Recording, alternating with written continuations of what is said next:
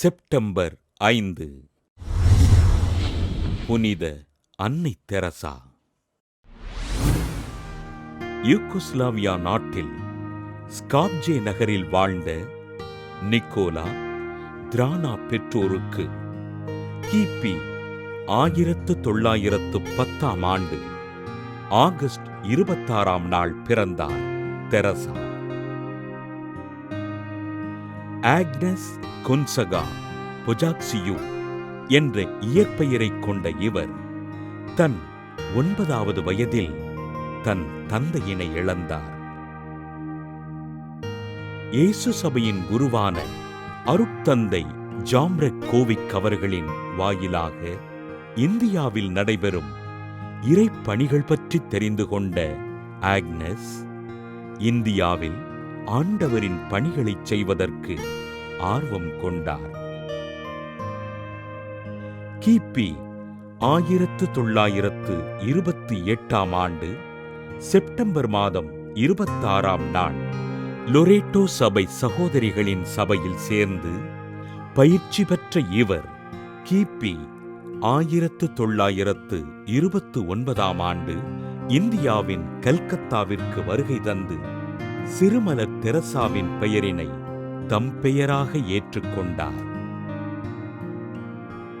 கிபி 1937 ஆண்டு மே மாதம் 14 நித்திய வார்த்தைப்பாடு அளித்த அருட்சகோதரி தெரசா ஆசிரியையாக தன் பணியினை தொடங்கினார். கல்கத்தாவின் சேரி பகுதிகளில் மக்கள் படுகின்ற துன்பங்களைக் கண்ட தெரசா கிபி 1948 ஆண்டு ஆகஸ்ட் 16 5 ரூபாயுடன் அன்பின் பணியாளர் சபையினை தொடங்கினார்.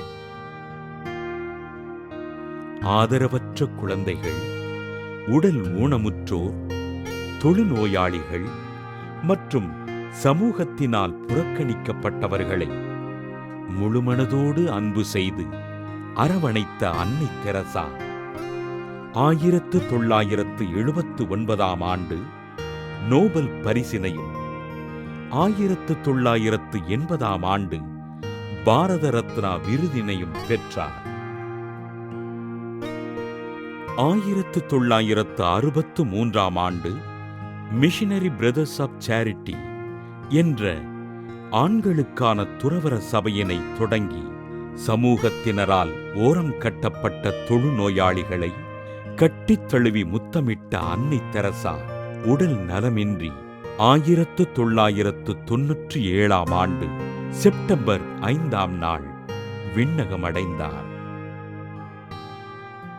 இறைவனின் கரங்களில் நான் ஒரு எழுதுகோல் என்று கூறி எளிய மக்களுக்கும் நோயாளிகளுக்கும் ஆண்டவரின் இரக்கத்தினையும் அன்பினையும் பகிர்ந்தளித்த அன்னை தெரசாவினை திருத்தந்தை பிரான்சிஸ் 2016 ஆண்டு செப்டம்பர் 4 புனிதராக உயர்த்தினார்.